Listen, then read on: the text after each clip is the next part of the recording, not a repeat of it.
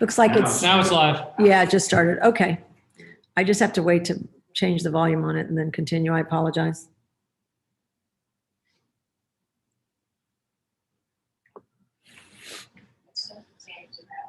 Okay, let me just go back to Zoom and then. All right. Everybody ready? I did want everybody to know that we got our American Rescue Plan Fund monies. I don't know if you noticed that they had reduced us from our 2010 census numbers, which were 4877 as far as population, and the amount of money that you were going to get from the federal government was population based. They used an estimate from 2019, and then the 2020 census did come out after this, and they were not far off. So it was probably fine that they did that. So instead of 510,000, we are going to get 470,000, and we got 50% now, and we get 50% next year. So we got a check this week, actually 2 weeks ago. It's already in the account invested. It's $235,243.97. Okay, so that will be an ongoing discussion about how exactly we're going to spend those funds and what we're going to put them towards. We're still doing some research about some things because we've heard continuing information about things that are maybe of interest. So I want to get complete information, and then we'll share it and talk about it more and talk about it with residents and stuff. So it's there, it's in, that's a good thing. Because of that money in our general fund, which, as you know, we've been saving money because there's a lot of talk about we have to fix our dam. There's a couple of big projects that we have. So we've been pinching pennies. A dam could be over $1 million. We don't know what the end result of that is. But we're working on that. So we have trying to save as much money as we can so we don't go into debt for big projects. And we have a couple that we've earmarked. So with this inclusion of cash, we have a general fund balance of $4,147,000.60. And that is probably the highest it's ever been. And it won't be there long because we're paying payroll and all that stuff for summer camp, and a lot of that stuff will go, but we are doing well. We have had a good summer. We have a couple of areas like our equestrian center and our recycling center that have been doing really well this year, which is exciting. A lot of people have been happy to get out. And I will say that the summer camp, as our park manager and I have talked about this almost every day, there's been a lot of activity with the kids down there. Some evidence that people have been cooped up too long and they've enjoyed being together. And so there's a lot of activity down there, sometimes where they get a little out of hand, where somebody elbows somebody in the eye by accident, little things like that. But it's been a great experience, and we're thrilled that the kids have had a good summer.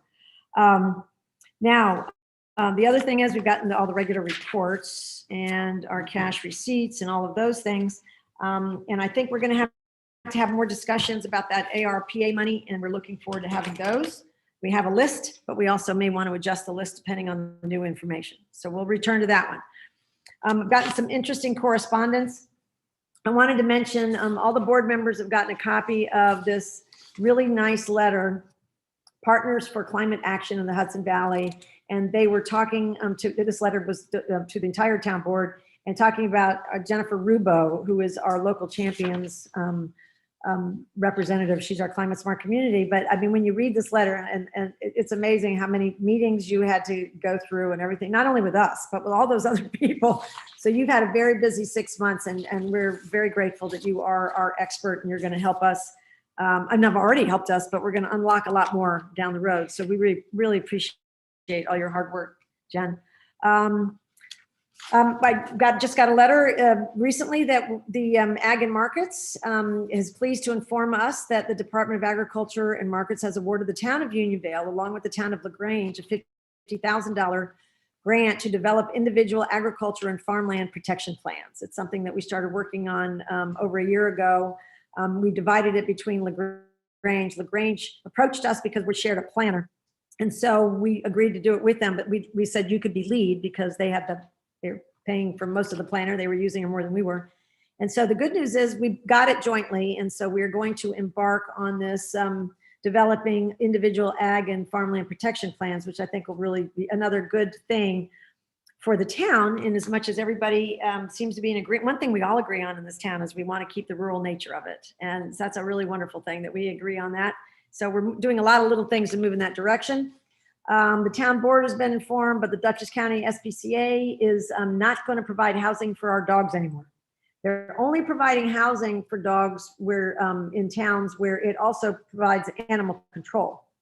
So that means it's a silly position because we might do, I talked to Mary Jean Calvi, who's our animal control officer. We might use them twice a year at best. And it's just incremental revenue to them because they pick up a lot, they charge a lot for that. The issue really is towns that use, LaGrange, for example, uses the SPCA, and everybody you talk to in LaGrange says, you can call them about a missing dog and nobody ever answers the phone. And then they may get over there later that day if you found a dog. And so there's a lot of disconnects because they're very busy. They're over in Hyde Park. We have Mary Jean Calvi. What the board is going to have to discuss, and Mary Jean and I had our budget review this week, and she's got some ideas, but what we're going to have to discuss is probably coming up with 2 kennels that meet the requirements side by side that would meet 3. She hardly ever uses them. She has space at her house. Most of the local dogs, if everybody has tags, get returned right away. And between our town clerk, who's really active with Mary Jean, and when people call town hall, Andrea gets the calls, and Mary Jean is informed right away. The communication flows good. They use a website. What is it, Andrea? Hudson Valley Lost Pet or something? Lost Pets of Hudson Valley. Okay. I don't know if they can hear you, so I'm repeating it, but lostpetsofhudsonvalley.com. And that works really well here. So Mary Jean says maybe twice a year. So with your input, if anybody has ideas about that, the thing about 2 kennels is to be approved, you have to have cement floors. It can't be in a dirt barn like we have. It has to have a cement floor. And there, it has to be temperature controlled. And there are things that we'd have to meet. But if anybody listening has any suggestions that, so the town board can discuss this again, it'll be important to hear from you in the next few months if you have some ideas. I wanted to make sure that we all knew, I mentioned this, that we had an employee that got in the hole, so to speak, as far as hours, because there were a lot of illnesses in the family. And I wanted to make sure that I mentioned it at town board meeting, and that means it goes into the minutes and it's in the record. And if we ever get audited, I want to make sure the auditors know that our employee has completed fulfilling all of those hours. So she's now square with the town. Her family, nobody's sick anymore. So we've got good news all the way around, but her debt is all paid up. The other thing is I wanted everybody to know, we had written Sue Serino's office to ask if we could get any help on the big highway damage that was done on July 17th from that big storm, the 4 inches in an hour and 20 minutes or whatever it was. And they tried. Mark Molinaro said they couldn't help because nobody had declared it a disaster. What we had was probably a 100-year storm. I mean, I talked to Tom Harvey actually about it, and they said that Tom was saying that never happens. So it was a really unbelievable occurrence, the 4 inches. But Sue Serino's office, I talked to her and Lydia and everybody, and she wrote me back. She gave us some links to go to for emergency program, but they hit a 0. So nobody, we spent a lot of money on that storm. I sent you all some estimates, but I don't think we're going to get any help. So that's why it's good to have a hefty fund balance as a rainy day fund. It's literally ours. I just wanted to make sure everybody knew that Krista Sullivan has been our court clerk here for many, many years, over 15 years. And her last day, she's retiring, is August 31st. Just to remind everybody, if you know Krista and you want to send her a little note, I know she'd appreciate it. We appreciate her service. And that's it. My other email is from Jen Rubo about Martin Burstein, but I'm going to let you introduce Martin when it's that time. Okay. So that's it as far as correspondence. Budget preparation is underway. The month of August is when the budget officer, just the town supervisor in this case, we meet with all the department heads, and we've already started that and got a lot of numbers input. And it'll be done, sometime in September. And then the next board meeting, what we'll do is we will start going through it, and the board will take it home and review it, and we'll tweak it. And, we're still waiting for some numbers to come in from outsiders, but anyway, it's underway. Okay. So next up are town board member, council member reports, and I'll go to my right first, Councilman Welsh. Sure. I've been busy this month working with the supervisor regarding insurance issues and legal issues that are kind of current activities we've got to deal with. A lot. Thank you for that, by the way. Councilman Derlin? I am good at this time. Thank you. Okay. Councilman McGivney? I have nothing. Okay. Councilman Frazier? Nothing. Okay. Thank you, gentlemen. At this point, is there a town clerk report? Can we hear you? Okay. Okay, so my town clerk report is brief. I just want to let all the residents know that sportsman licenses are on sale. So hunting, fishing, of course, runs on a date of purchase renewal, but hunting licenses are on sale, as well as the selection of deer management permits as well. So it's first come, first serve. If you have a specific area, come sooner than later. That's all I have. You've been busy too. Yes, See them out very at the busy. window every day. Okay. So at this point, okay, you're off. Great. Okay, at this point, we are turning to our committee and council reports. And first up, actually, this is a very thorough Conservation Advisory Council group tonight. We have 3 different presentations that are adjuncts of that same group. So the first person I am going to call on is a resident that we're really pleased to have tonight. And her name is Julie Hogenkamp. And Julie, if you'd come up and sit next to our town clerk so that the residents can hear. She has a wonderful plan that she wants to share with everybody. Hi, Julie.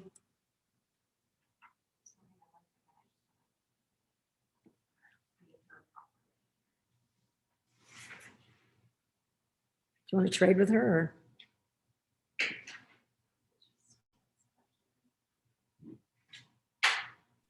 Trade a little bit more. There you go. My name is Julia Hogenkamp. I'm a Girl Scout currently working on my Silver Award. I went to meet with Supervisor Morris a few months ago, and we came up with a project that seems sustainable and is also realistic because it is achievable. Each year, more and more trees are taken down, whether it be because they're hazards to passing cars, storms, or disease. So we are going to start a new program, the reforestation of Unionville. The Girl Scouts are going to implement this new program.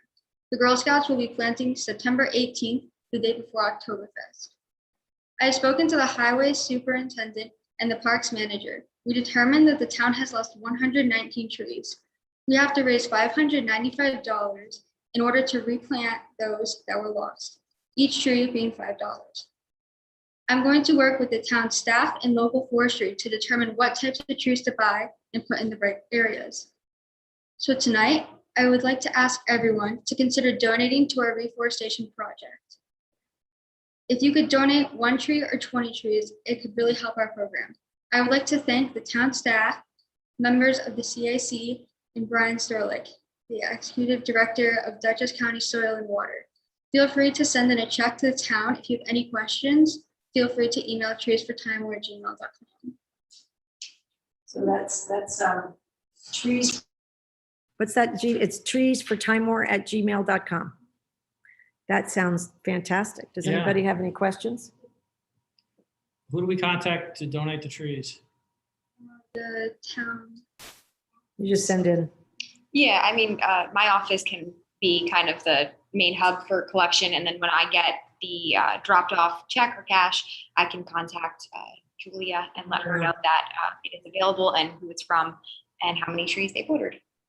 Who would you make the check out? Town of Unionville. Yeah, the town's allowed to accept donations. And so we worked it out. The town can accept it. And in the memo, you might want to put, reforestation, or you could put Trees for Time War, since that's the Gmail address that Julie picked.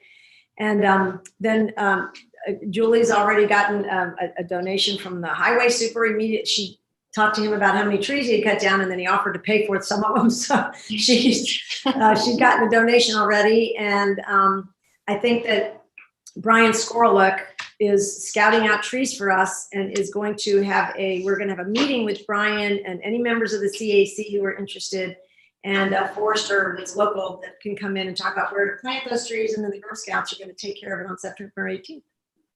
So sounds like a wonderful program. And then if every year, Julia's hope is that every year we can at least get the town to tell us how many trees the town took down. We actually talked about this once, and we were thinking that the town would be a reliable source, but some of the residents take them down too. We can't replant every tree, but certainly we'll know what comes down on the highway and parks. And Julie's going to get, can you just tell a couple of people what the silver badge is or the silver award is that you'll get as a result of doing something sustainable like this? The Silver Award is you have to create a project that'll be sustainable and continue year after year, that you don't specifically yourself have to continue, and it carries on to other people. That's great. Well, it was great having you come in. We really appreciate it. And I think you're going to be hearing from some people. I bet you will. So thank you so much, Julie. That was a great presentation. Appreciate it.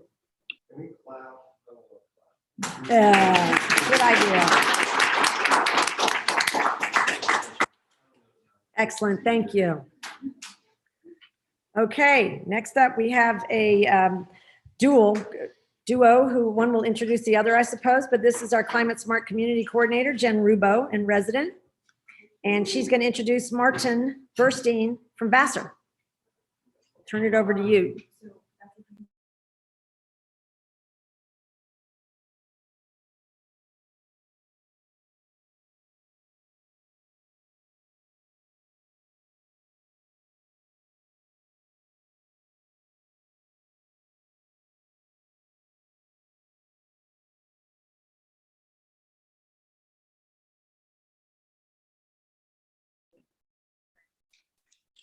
Okay, thank you all so much for having us here tonight. My name is Jen Rubo. I'm the Climate Smart Community Coordinator and also a member of the Conservation Advisory Council. And I work at Vassar College. And this summer, I worked with a Vassar student who's here tonight, Martin Burstein. And we, Martin created a web map of our natural resources inventory maps. So he's gonna go through and give a quick tutorial about how this works. But I think it's gonna be a really nice addition to the NRI.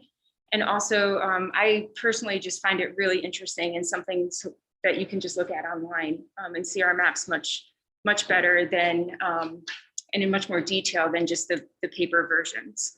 So I'm going to hand it over to Martin, and you can take it from here. We'll switch seats. All right. Video off, so I want everyone at home to see your maps too.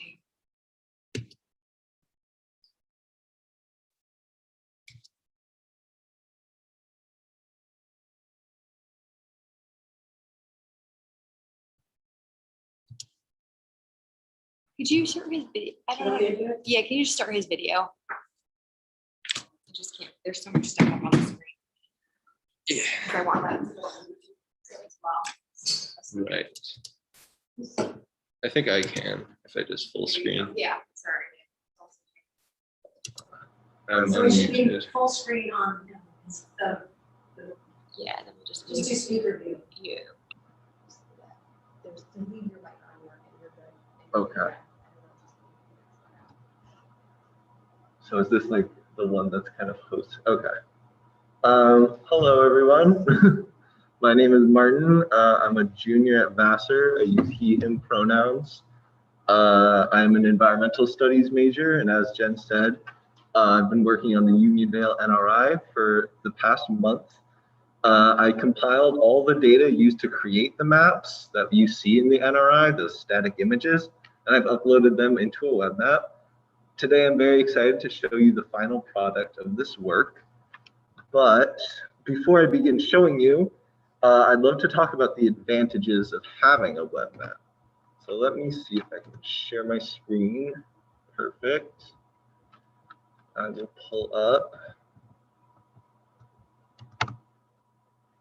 If you take a look at a sample map from the Unionvale NRI, this is map 6, you will see that it has limitations as to what it can show. For instance, the data is only displayed at this one resolution. You can't like zoom in or out to get different information. The data doesn't extend beyond Unionvale. Oh, sorry, I'll move me a little bit.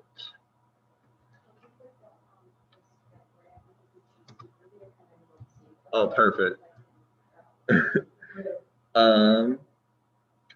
The data doesn't extend beyond Unionvale, so you can't compare Unionvale to other towns or cities. Only a select few areas are labeled to avoid crowding the map. So if you want to look at this little creek, you're kind of out of luck. Some layers also hide each other, like the streams go on top of roads, and wetlands go on top of the bedrock geology, as you can kind of see right there. A web map can address all of these problems and more. So I just switched to the web map itself. It can do this via a thing called layers. So layers are collections of geographic data that display information on top of the base map. They're called layers because they stack on top of each other. Each layer is composed of any number of features, which are the symbols that the layer actually displays.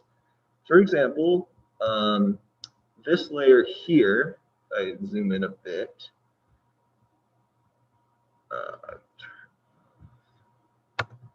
This layer here displays all of the streams in Duchess County.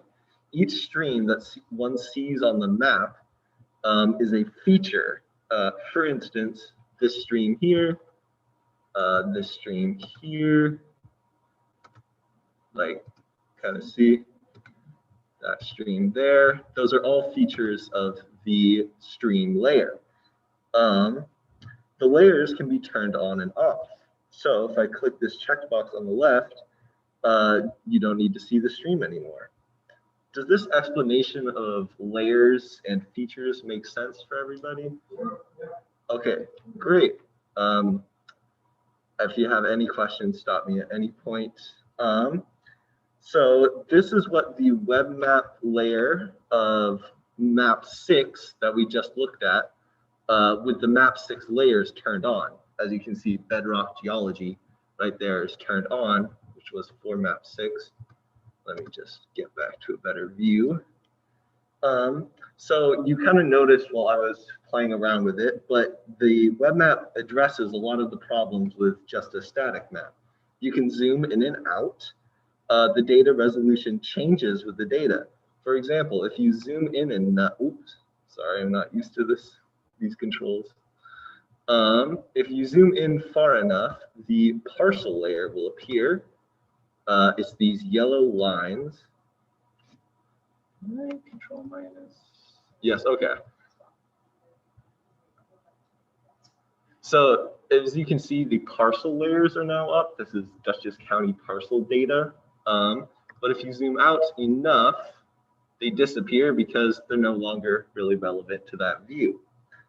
The map can also show data for the entirety of Duchess County. So as I zoom out more and more, you can see that this encompasses all of the bedrock geology for Duchess County. A few files within the web map are limited to just Unionvale because the file size was too large, but most of them do cover the extent of Duchess County. Every area is labeled relative to your view. So for example, you can only see really like at this stage town names, which is great because that's all you really need. But then once you start zooming in, you can kind of see, sorry, let me turn this off.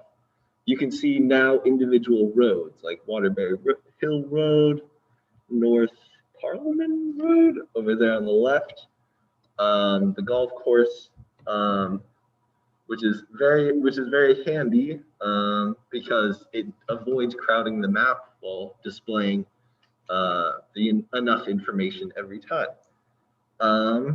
As you kind of saw before, finally, for the hiding problem, you can simply turn on and off certain layers. You can customize the map to show information that you want to see, and you can hide the information that you don't. So for example, if you're not really interested in bedrock geology, or do you think that the streams and roads are crowding the map, you can just turn those off and then get a nice view of the bedrock geology of Duchess County. Does anyone have any questions about the advantages of this web map? Okay, awesome. So I might have gotten a bit ahead of myself by showing you this kind of preview. I'm now going to refresh the site and go step by step what you see when you first enter the web map. I'm going to refresh. And this is what you first see when you enter the web map. It's a pop-up. Actually, I'm not going to discuss the pop-up yet.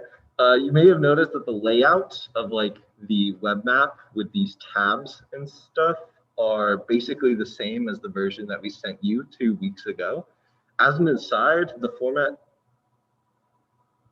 Oh, sorry, what? Okay. As an aside, the format pairs beautifully both with New Pulse's NRI and Poughkeepsie's. If I can reach there, sorry, open that up. Yeah, I will be careful. So these are all tabbed. This was Jen's idea. I think it's very cute. Poughkeepsie's gray, New Pulse is green, Unionville is blue. So now we get to the splash screen. This splash screen is attached to the first map right here. If you visited before, you can click do not show the splash screen again. I won't do that because I want to show it off for a second. You can see the title at the top, which is hidden by, I think that's just part of Zoom right now. It's kind of messing with the format. The title at the top is just Town of Unionville NRI. Then acknowledgements of the data sources and contributors. After that, under the dotted line, there's a section on controls. If you haven't used ArcGIS web maps before, please look at this. It gives really helpful tips on how to navigate the maps. For example, you can use the mouse scroll wheel or the control and plus or minus keys to zoom in and out. Under that section, we have a link to the Duchess County Parcel Mapper. Oh, it opened within. Okay.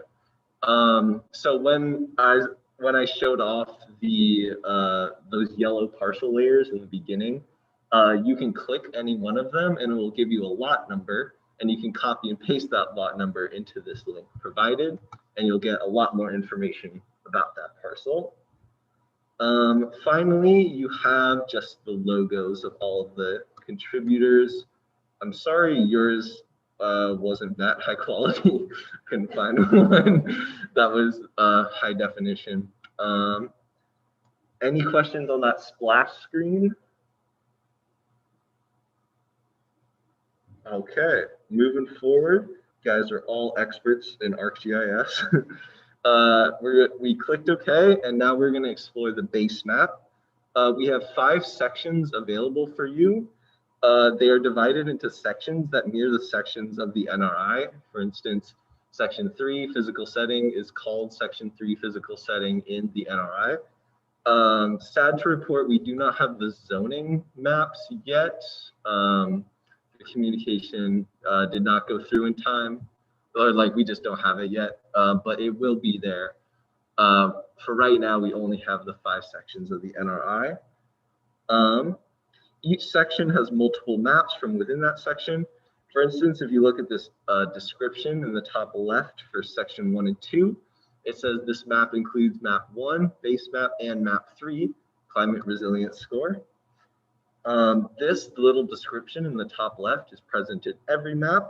So you can kind of know what map you're able to look at.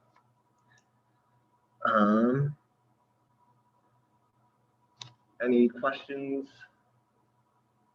comments, concerns? Okay. So as for the section map itself, I'm going to demo these little tools you see in the bottom right. Without a tool, you are in identify mode. Oops, still not used to this laptop. This means that when you click somewhere on the map tells you everything that is on top of that point via a pop-up. For instance, if I click right here, it'll tell me, oh, there's a stream there. There's a parcel there, and the entirety of Unionville is there, which is a good thing. I'm glad it's saying that.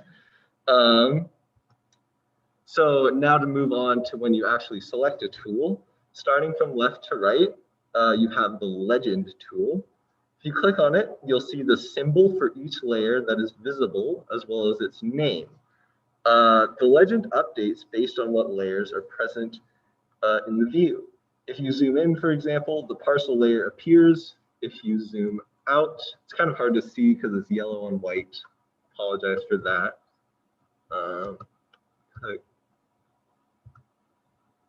There it is. If you zoom out, it disappears off of the legend. And my phone just locked. If you don't see a layer in the legend, that is either because that symbol is white, such as Time Warp Park, that symbol's white, or because you're too zoomed in to see it. You might have noticed we have a railroad on the legend here. That is for the railroads to the east and west of us. So now you can see it. Any questions while I take a quick water break?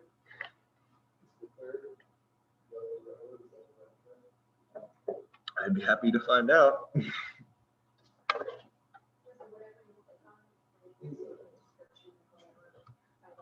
Yes.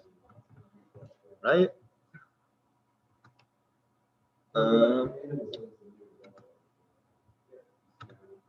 So the problem is that it's identifying everything right now. This is the Metro North Commuter Railroad Co., which.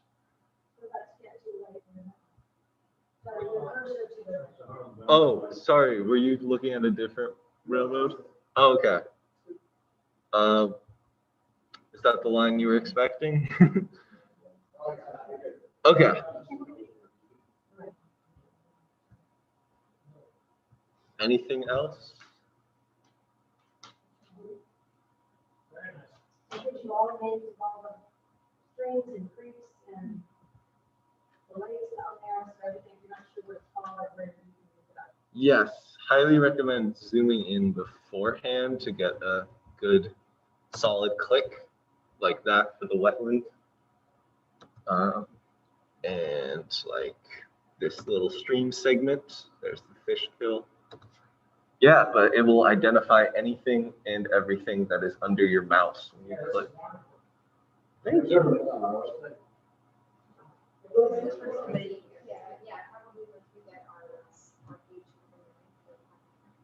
Yeah, well, this can actually go with the NRI stuff on the CAC On the CAC page, this could go up next week. Yep, yeah, we just need to get you guys the link to put into the webpage, into our website. And I have a link. So no other questions. I will continue with our journey through the toolbar. The layer tool is what lets you turn on and off layers of the map, as I kind of showed before. For example, if you aren't interested in streams or water bodies, simply turn them off. And then you see parcels and wetlands. Amazing. Or did I? Yeah, I turned that. The sections hold more layers than what you see when you first enter the map. For instance, the default view of the map, climate resilience score is turned off. So if you want to see that, I will zoom out to show it off. You will have to scroll down and turn it on for yourself because it is not on the default view. But once you have it, right on. Also, these settings of like turning things on and off do not hold when you switch between tabs. So if you're looking for information or like you like a view that you made, make sure you kind of remember it or write it down, because once you switch to like section 3 or 4 or something and try to go back, it won't save. And everyone got a handle on the layered list tool. The next one is the search tool. This is Jen's favorite. This gadget lets you lets you search for any address. Once you search for one, it will zoom automatically to that address. For instance, we can go to the town hall, and we can zoom all the way in. There we are. How is our climate resilience score? Pretty resilient, I have to say. A little developed on the left, but that's a golf course, or that's a well-managed open space, so that's great. So you notice I went to the legend tool, and now that climate resilience score is on, you can look at what it's saying. So developed, slightly above, above average. Great job, y'all.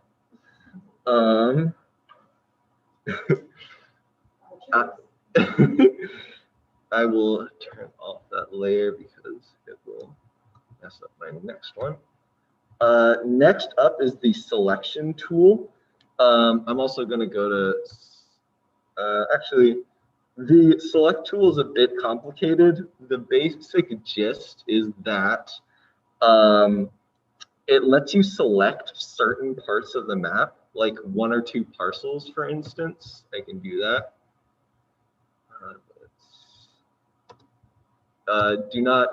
No need to memorize what I'm doing right now. So you can select a different part of each map, and then it'll tell you, oh wait, got the most important step. So you can select like 1 or 2 parcels. If you are working with the NRI to the point that you need the select tool, you probably already know what you're doing. So I wouldn't worry about this part. Yeah, I just wanted to show it off for a quick second.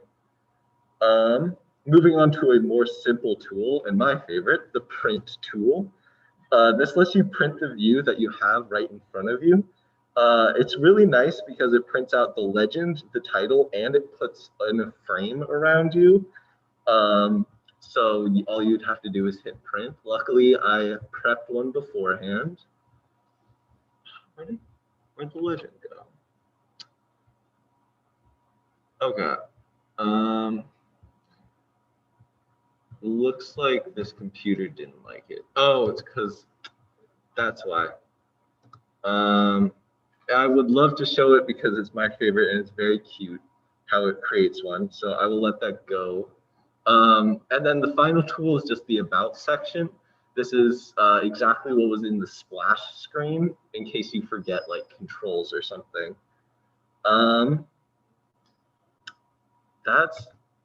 Oh, yay, it's loaded. So isn't this cute? It has like a title, legend, like a whole scale. It's exactly to where you zoomed into. I love it. Right? So that's about it. The same rules apply to every section. Every layer of every map from the NRI is in there except for map 2 and map 14. Map 2 was an aerial imagery view of the town, and since aerial imagery of the town is present as the base map for everything, we don't really need it. Map 14 was a more zoomed out view of Unionville, which showed the entirety of Beekman to the south. Since you can zoom out in every section here, those layers weren't needed either. I'd be happy to show off the other sections if you'd like, or if you want me to shut up and answer your questions, I can do that too. But thanks for taking a look at the web map I made. You are so welcome. So, Martin, how long did it take you to put all this together? Month and a half. And it was a lot of very little steps of like, I have to get this layer from someone, I have to get this layer from someone else, and for some reason the symbols aren't uploading. It was intense. I'll bet. It looks A lot of beautiful. wonderful data. So how are the other towns using this map, like New Paltz and Poughkeepsie? If you don't know, I'm sure Jen, I mean. Yeah, Jen would probably answer that better. So I don't know how New Paltz is using it, but the city of Poughkeepsie is using theirs. They've adopted the NRI as part of their local law. And anytime anyone wants, an applicant comes in to develop a parcel, and they have to go through the seeker process, they have to use the NRI and a conservation analysis of their parcel. So they have specific questions they have to answer and use the NRI to answer those questions. Oh, that's great. So, and I have an example of that too that I could pass along if you're interested.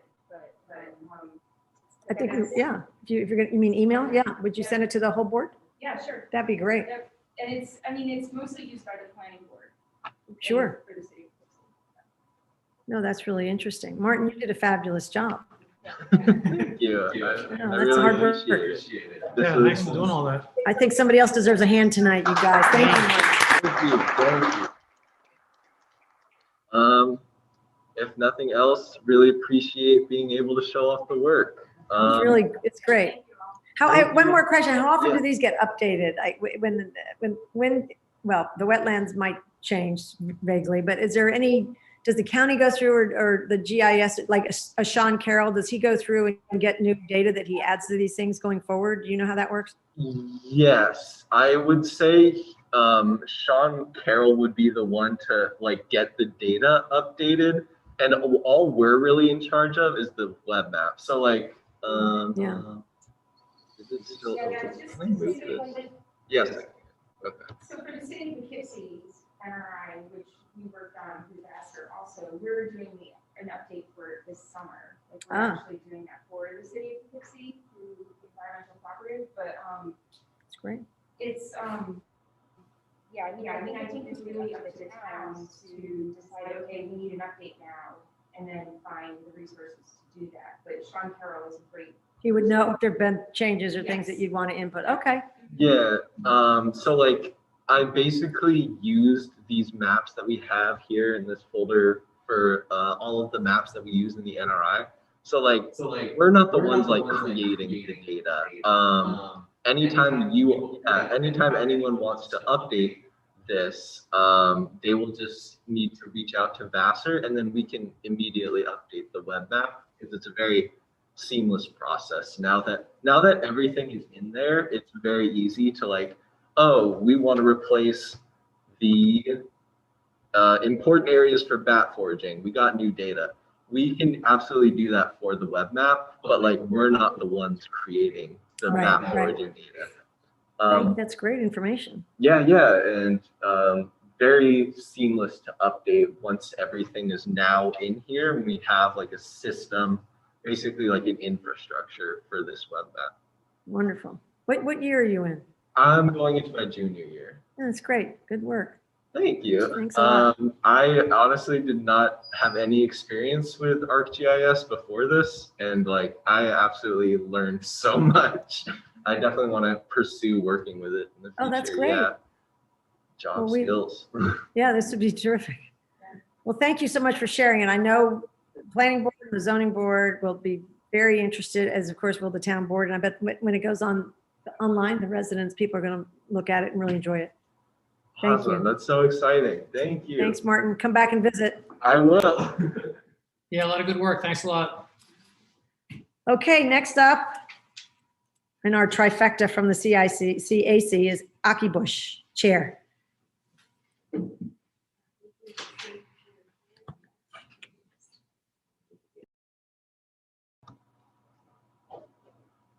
Thank you so much. Thank you, Martin, so much for doing all of that. I look forward to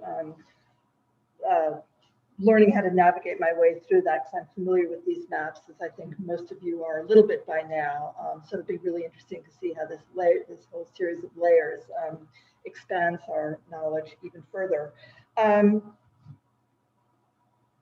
Right. So you've all heard me talk about the NRI maps a little bit, prior to this in previous meetings, and I'm not going to obviously repeat any of that. But basically, the fact being that the 20 maps in the series of NRI maps just are going to give us a whole lot of information, gathering information that can be used in cultivating stewardship and informing the planning, design, and review process, and in establishing a foundation for policies to protect crucial resources. So as I think everyone knows, we sent out the first draft of the NRI, the maps and the text to everyone in the beginning of July, that we sent out to the Planning Board, the Zoning Board of Appeals, the Duchess Land Conservancy, and a number of other local experts, just to solicit feedback. And it was basically pretty positive feedback. So I just want to give you a few examples of some of the kinds of things we heard. And I want to quote a note from Forester Doug Ramey, who's worked with the Planning Board extensively. He said he reviewed the maps, he reviewed the text, and he said, "Thank you for sharing the draft with me. I find it thorough and comprehensive. The maps are excellent And from my perspective as a consulting forester, I wish this tool had been available to the town earlier in my career. I came before the Unionville Planning Board a number of times over the years representing clients who needed to obtain special use permits to conduct forest management activities on their property. I believe this inventory tool has been greatly simplified the process of explaining these projects and supplying the board with useful information to assist in their review. Having the varied information on forest types, habitats, soil types, slopes, streams, and water bodies, endangered and protected species, all in one place should be a great help in the review of future projects involving disturbance of natural or woodland areas. And I commend Unionville for undertaking this effort. So I thought that was a valuable response. Julie Hart at the DLC said, Duchess Land Conservancy said, it was our pleasure to review this very comprehensive document. Attached are our comments on the agriculture and conservation land sections, and great news for Unionville. One of our edits was to update the protected acreage in the town since we closed an easement at the end of last year on 40 acres. We're really excited to see so many towns creating NRIs, and the document will be serves as a resource for years to come. Jane Smith, who's the head of the ZBA, as you all know, she came in with a fine-tuned edit, which was really useful. And as a reader deeply familiar with the town code, she also caught several errors and inconsistencies, as well as areas that she felt could have been further clarified in the text. So it was really useful to have her feedback. There was other feedback as well, but those were three that I really wanted to point out. We feel that we've gotten substantial feedback on both the substance and the spirit of the NRI, and we are anxious now to move into the final phase. After the NRI has gone through the public review process in the next month or so, I'm just waiting to get a few of these last changes and edits into the first draft, and then we'll put it out for public review. And my hope is to have a final draft sometime maybe in mid-September.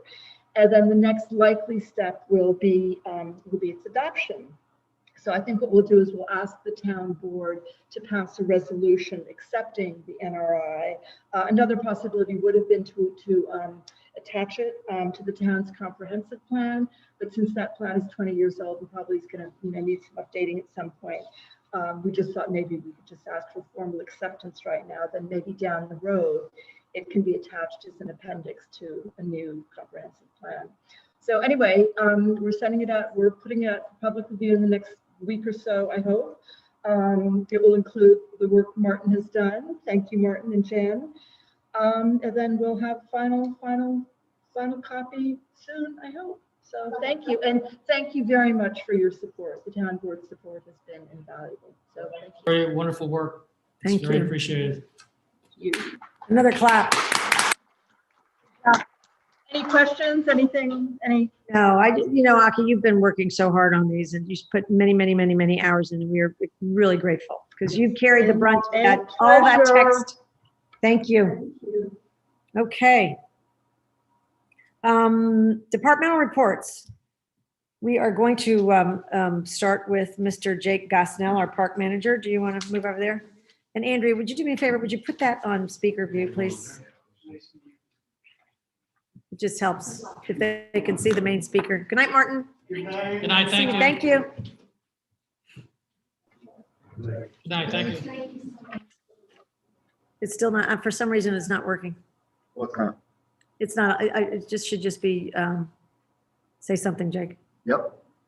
I'm gonna sneak out and get a drink. Are we ready? We are ready. Go ahead. Okay. I just want to touch base on a couple of things. In the parks, we've been rolling along pretty well. The weather has not been helping us out. Lots of rain. Everything's still growing. But if anybody's been down at the park, they may have noticed that Victor's been working on the tennis courts. And that's gotten going. Again, that's another one that's been kind of can I keep going? Yeah, just don't make it not working. That's another one that's been hampered by the rain, but he's doing a really good job. And at some point, hopefully in the next week or two, we'll be set with that, and we'll have some new tennis courts down there. in that same vein, we've got the basketball courts up at Godfrey Park are on deck and ready to go. And we're basically, again, just waiting for the rain to break and the weather to break. And they'll fill the cracks and they'll seal the tennis courts and, or not the, sorry, not the tennis courts, the basketball courts, and get them lined. And then that'll be looking good. This past weekend was the last horse show of the year, and that went very well at the equestrian center. Yeah, it's looking really, really good. I had a little bit from Allison, our rec director, who is talking about summer camp. She was really excited because, you know, they sent out questionnaires and stuff, and they have had some really, really good feedback from parents and kids about summer camp this year. Tomorrow is the last day of this season. So they've been looking pretty good. And then next week, we have 2 full weeks of TGTT. Thank goodness there's time we're starting to fill that in. And then once school kicks in, we'll have the after school program. I want to say personally that I think that our summer camp staff has done a really, really killer job this year. As Betsy mentioned earlier, you know, kids have been really happy to get out and get back socializing, and we've had some rambunctious little kids who maybe get a little out of hand sometimes, but our staff has been really, really great. I want to really say thank you to everybody. They did a really, really good job this summer. So Allison and Maggie, Steph in the office, like everybody's done a really, really good job. So. Yeah, it's been great. Yeah, I think we're good. I wanted to mention 2 things. One is that the equestrian center was so busy on Sunday. They had just they had requested a constable. George Treadwell had to go up there at 6:30 in the morning. He worked until 1 o'clock because he had trailers and people. The place was packed. It was. Yeah, it was really great. And thank you, George Treadwell. I should have mentioned him earlier for pitching in. Because he said he couldn't believe he had to go there. He said, no, nobody's ever up there. I said, oh no, you go. And he couldn't believe it. So, and he had a wonderful time to boot. And the other thing is that it kind of came up earlier. We did have a child that tested positive in COVID last Friday.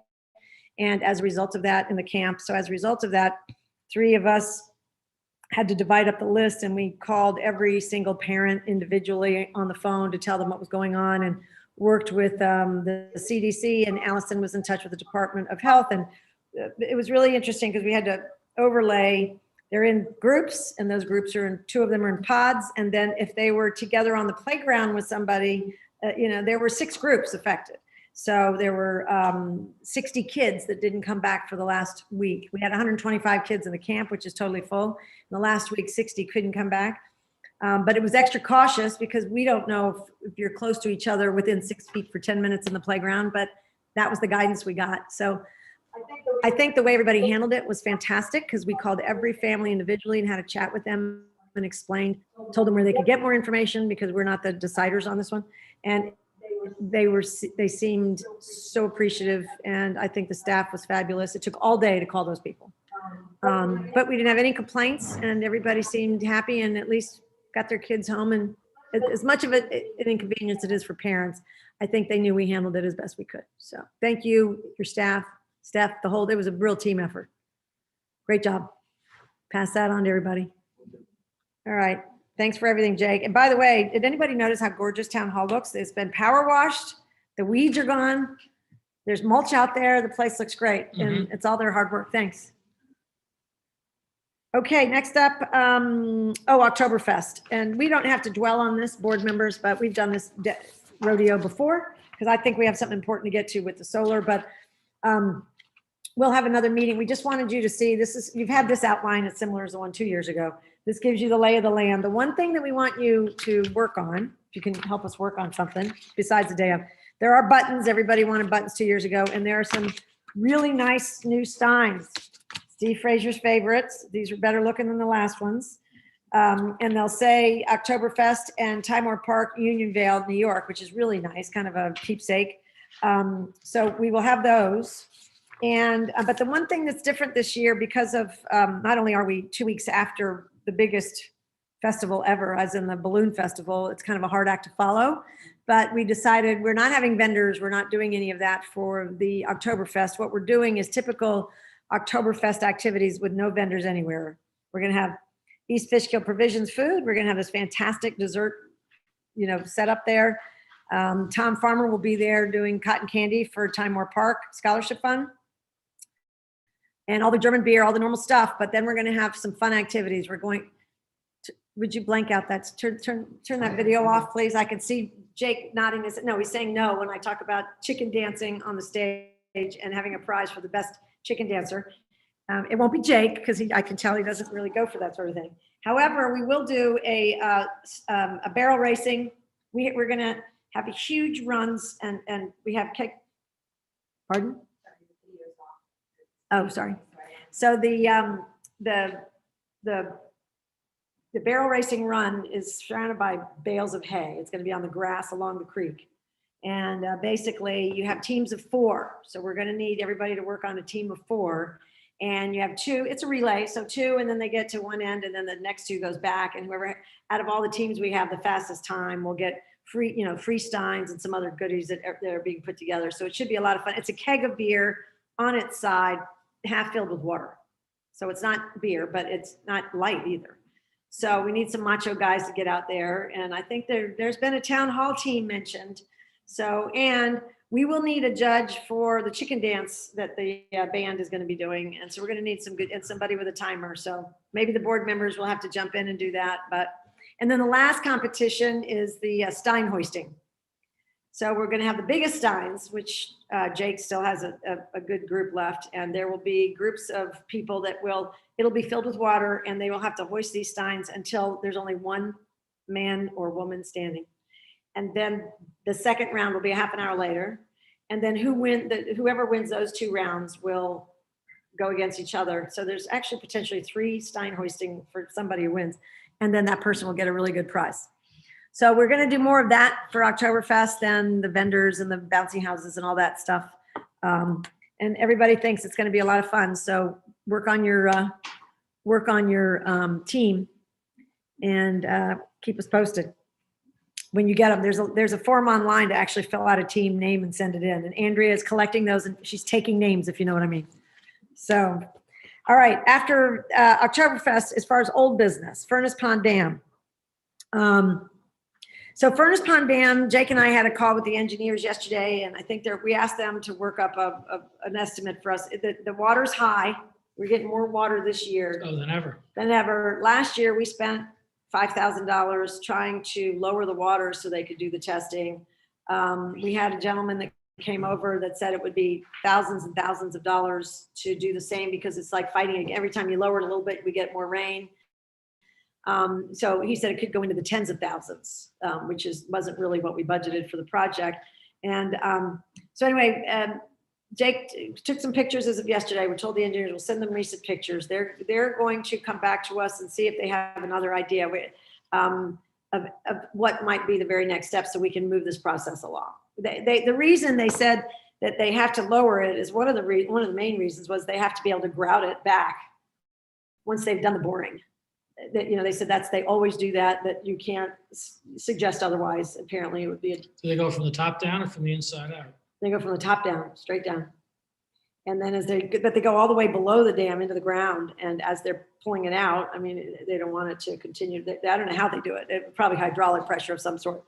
But the grouting was their number one reason why we had to, they didn't want water being able to seep into. Basically, if they don't regrout the hole, you're going to have a big exposed hole that goes all the way through the dam into the bedrock or the ground below it. And the problem is then you get hydrostatic fracking, which, will damage the dam more than it, already may be. So that is why they would like us to. That was the big reason. Lower the level, Mm-hmm. So at this point, I think what we've asked them to do is take a look at the pictures and see if they have a suggestion for us. Reducing that water is extremely expensive. I mean, you rent the machines or siphon it.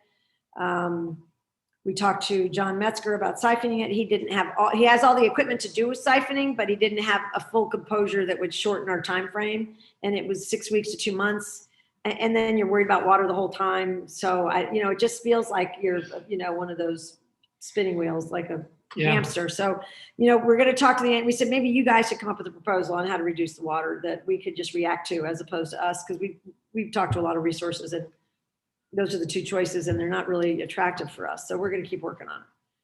So anyway, we'll let you know. They're going to come back. I hope they come back next week after they look at the pictures and the solar development on Route 55. So this is really a board discussion because we need to, yeah, thanks, Jake, very much. Appreciate everything.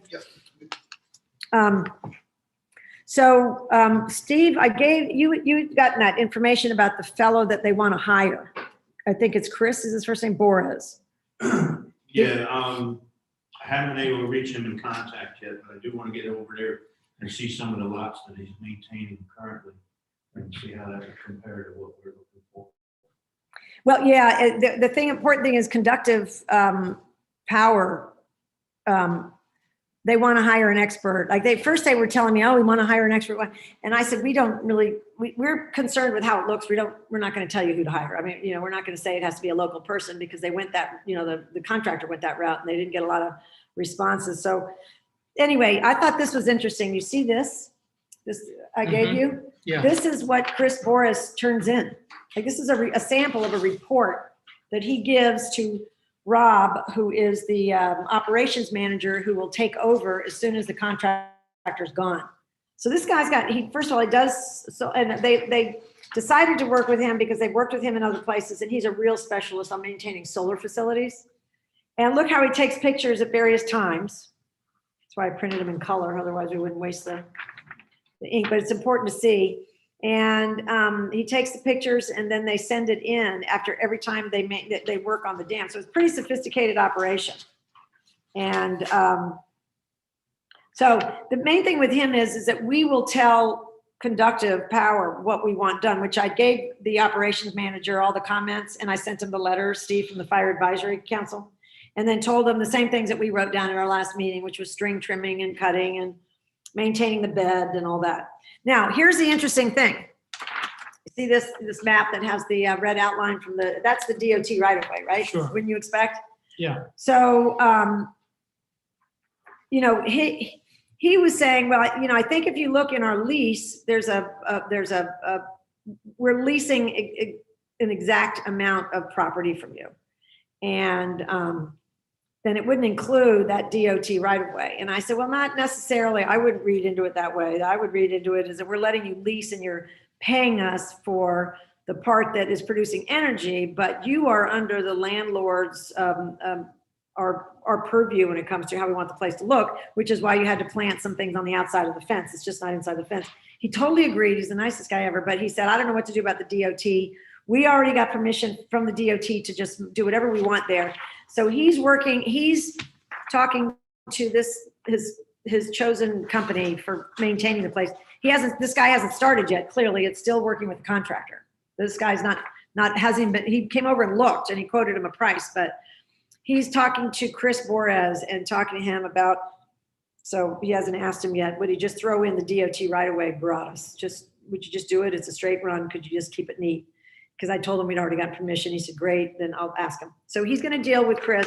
He knows about string trim. He knows how it should look. The guy's been running solar developments for 20 years. He's really great. He's going to be a good operations manager. Then he'll be the main guy that we ever deal with. So he's terrific. But this report is fantastic. So he gets to see what's going on, even though they've got solar developments all over the place. So that's why they send this down. So unless we have anything else, I told him he had the marching orders from the fire advisory and he had the orders from the last board meeting when I wrote down everything you guys said. Mhm. And he said he's comfortable with all of that.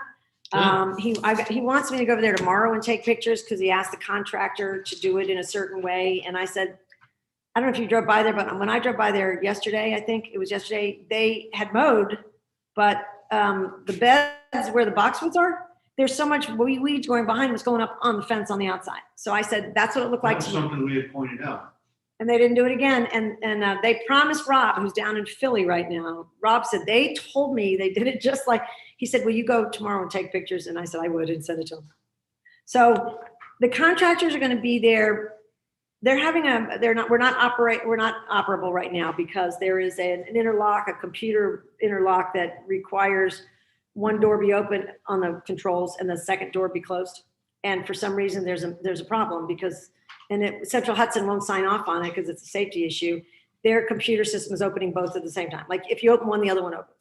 So they got to get it fixed, and it's a programming thing, and they're working on it. And everybody's losing money, right? So we're all in this together, really. Everybody's losing money. So they are trying very hard to get it working, and he really thinks it'll be in the next 2 weeks. At that point, the contractor will be gone, and his team will be on site. Good. So yeah, we'll be in much better shape.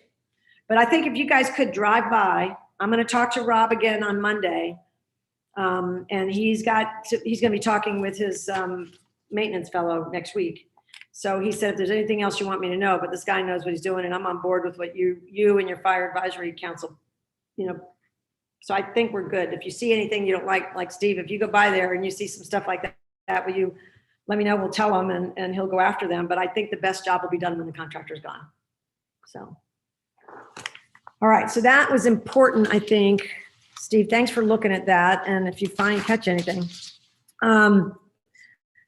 Oh, Kevin, I gave you the information on the solar, what Rob said, the same operations manager is great. Yeah, I saw that. So you take a look at that, and then we buy the battery. This is for the flag, we were talking about uplighting. He has done this before at other sites. Just don't block my solar panels, is what he said. And I said, no, David already told us that. So we'll have to figure, I said, we haven't put it in the ground yet. Maybe you'll be here and help us do that. But he sent the information where you go and get the batteries, and then he's still trying to figure out how to provide the 110 or 120, the voltage that we need. So he said, don't worry, I know I can figure that out. He said, we got a couple more weeks before we're operational. I'll get it. I said, all right. And you'll probably end up talking to him, but. So maybe he really should select where it goes, because then he can know what the wiring, how it will be, and it won't affect his. Yeah, he says he'll come over. Yeah, I think that would be I the can best. introduce him to you, Kevin, and we'll go over there and meet him, or whoever. George will probably want to be there, so George is on. Sure. And then we'll have information in the file, the permanent file. So as soon as I know he's coming, but at least, I said, I'm not really sure how to set up the battery. So he said, got it, done it plenty of times. People like having their flags out there next to the solar Sure, development. yeah. So that's good. That'll save us there. Just a question here. It looks, just looking at the map here that we have, Yeah. The survey? it seems like the best place for that flag is going to be within that state deal right away, the DOT right away. And I think we're going to need to get permission from them on that as well, just so we Okay. know in advance that that's something we need to do. Why don't I ask George? I mean, I can call Mike Sassy Yeah, like I did yeah, I don't, before. I doubt, I'm not thinking that they're going to have any issue with it, but They might. they're very sticky about doing it without permission. You're right, yeah. Look at- yeah. Good Something idea. we ought to look at before we decide on that. Okay, that's a great idea. We will call him, and then if it's a process, George has done it many times, and we'll ask him to take that up. That's great. By the way, that gas station on 82 is having a grand opening soon. Has anybody gone in there? No, I think they're open. They're open for the last 12 days. Yeah, they've been open, but he's having a grand opening with everything, I guess, coming up. Oh, you know what? We forgot to read the highway superintendent report. John, do you mind reading I that? don't mind. I went right through it because I That's all felt right. in a rush. Sorry. Okay, August 19th, town meeting report, Ed Kading, highway superintendent. We are still doing repairs on our roads. Since the last major storm, the crew has repaired nearly 2.5 miles of road shoulder and drainage ditches, Wow. rebuilt half a mile of dirt road with approximately 250 yards of material that we made last year, repaired approximately 15 culverts, and cleaned up many downed trees. Also, we are still able to deal with the day-to-day things like roadside mowing, sign replacement, and keeping our equipment maintained. From Ed Kading. Yeah, he had an important meeting tonight. He apologizes for not being here, but I'll tell you, I got an email from Mike Myers, in Burbank. Yeah, the green, yeah. On the green, and he had requested some signs because they're getting people using that as a cut through now because of that big turn, they're zooming through there. So we asked for some signs. And he was so thankful to get them because he's hoping it'll slow some of the trucks down that are zooming through. And this is a complaint in a lot of places. So I know Ed's looking at each one individually, but that was done. We gotta put a toll plaza on the bridge. Maybe we should. But I'll tell you, you remember last year when they ground up all that material and they Yeah. had it sitting back? I mean, he's been using all of that to make all those major Yeah, it's road good reports. stuff, So too, that's yeah. really helped. That big expense is not as, you know, Also keeps the garage really looking nice. He he does. does, doesn't he? Go by there, it really looks nice. It's been many years since it looked that Yeah, good. that's right. Yeah, thank you. We'll tell him you said that, Isabel. The last up is annexation of Time Warner Park parcels. We had talked about this and everybody knows that the board passed a resolution. That's in the process. We just want to tell people, keeping things on here as far as old business, that it's still being worked through. There were questions being answered. It's going back and forth, and then it'll be in the hands of 3 judges, is my understanding. So we'll keep everybody posted. These things take a long time. The new business for the town board, we can talk about this over a period of time. This is no rush, but Tom Harvey, our engineer, moved on. He moved and joined Renia over in Dover. Yeah, So we have Pete Sotero's phone, cell phone. Pete was our main guy that we interviewed, we brought on board. Remember when I first got here? And yeah. and Tom was his right-hand person, and everybody likes Tom. And Tom had been there for a long time. And I think he working with Renia, Renia comes in here a lot from the planning board. So I think that, we'll find out what, we can talk to Pete and bring Pete in because they've got a wealth of resources at that firm. We could work with Tom and it wouldn't hurt anybody's feelings. I mean, we're just gonna have to talk about it as we go. So All right. it's, there's no pressure. These 2 gentlemen are really close friends and there's no pressure. We can do what we need to, okay? The last business that we really have is just to find the finality of the local law. Just to remind everybody, we had 2 local laws proposed. One was the local law for being able to pick vendors and people to work with on the basis of best value, not always lowest price. And that there's a public referendum involved with that, and there's a 45-day waiting period. So we're not quite ready to, we had a public hearing, we didn't have any negative comments, but we're not ready until the 45 days is up to make sure nobody turns in a petition, which our town clerk will inform us of in our next meeting. And then at that point, it'll be past the 45 and we'll proceed accordingly. And this resolution for adoption tonight is the resolution that the local law number 2, where we could authorize a change in the residency requirement for the deputy town clerk. And we discussed it before, so I don't think we need to discuss it again. We had the resolution passed, we had a public hearing, there were no negative comments. So tonight is our resolution of adoption. And I would ask if any board member is interested in reading this. I'll read it if you want, unless somebody else wants. Kevin, go, only because I thought I heard him first. Or you Go can right toss ahead. it to John, you guys decide. And then just start with the whereas instead of the.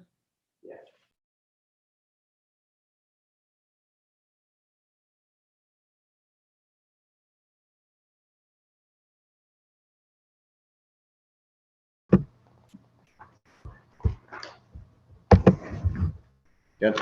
Okay. All right. Whereas a local law was introduced by the town board of the town of Unionville as local law number 2, 2021, entitled a local law authorizing a change in the residency requirement for deputy town clerk. And whereas a public hearing in relation to said local law was held on July 15th, 2021 at 7 p.m.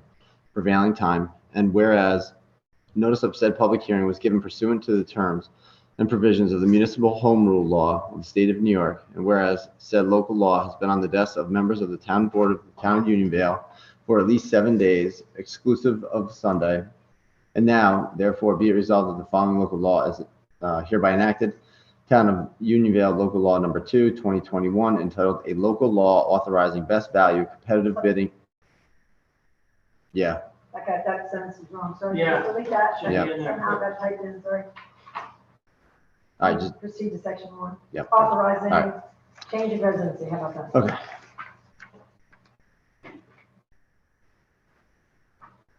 You want me to reread that, saying the right thing? Or? This is law authorizing, wait a minute, say change of residency for deputy town clerk. Yeah. Okay. All right, section 1.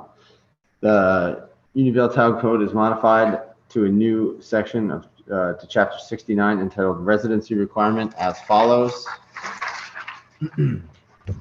Paragraph 69-4, findings.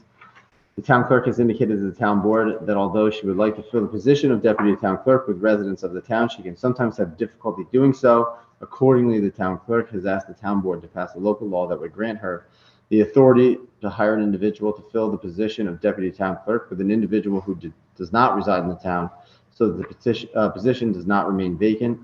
The town board has determined that it is in the best interest of the town to open this position to a wider pool of applicants so that the position can be filled expeditiously when open. Paragraph 69-5, statutory authority. This article is adopted pursuant to municipal home rule law. Paragraph 10(1). Let's just go with that. That grants to local governments the authority to enact local laws regarding the qualifications of local officers. Furthermore, the article recognizes the state legislature amended public officers law, paragraph 3, by adding a new subdivision 24, expanding the residency requirement for the appointed public office in the town of Greenberg, Westchester County, thereby rendering public officers law a special law with respect to the appointed town officer. Paragraph 69-6, supersession of state law. This article shall supersede town law 23-1 in its application of the office of deputy town clerk for the town of Unionville. Paragraph 67-7, residency requirements for deputy town clerk. The person holding the office of deputy town clerk in the town of Unionville need not be a resident nor an elector of the town of Unionville, provided, however, that such person shall reside in the county in which such town is located or an adjoining county within the state of New York. Section 2, effective date. This local law shall take effect upon adoption by the town board and file date, New York State Secretary of State, in accordance applicable provisions of law and specifically Article 3, Paragraph 27 of Municipal Home Rule Law. Excellent, thank you. Is there any discussion or any questions about that resolution adoption? No, and we'll go forward with the roll call, please. Who's the second? I'll second. May I have a roll call vote, please? Okay, Councilman Frazier, Aye. Councilman McGivney, Aye. Councilman Durland, Aye. Councilman Welsh, Aye. Supervisor Moss. Aye. All right. Local law number 2 passes officially, and this will be sent to Very the good. Department of State next week, and then we'll, Andrea, we're gonna have to pay to have the town code changed. We're finally gonna test those people. All right, you'll eventually see it online whenever they get it up there. All right, wonderful. Well, that is, Well, I'll concludes make a the motion- business portion. Yeah, if we I'll can make a just, motion to pay bills. I second that motion. Is there, all in favor of paying the bills? Aye. Excellent. Thank you, gentlemen. This meeting is officially over unless there are public comments. I don't hear any. None? Hearing none? Meeting adjourned. Meeting is adjourned. Thank you very much. Pat, what'd you think of that map? It's neat, isn't it?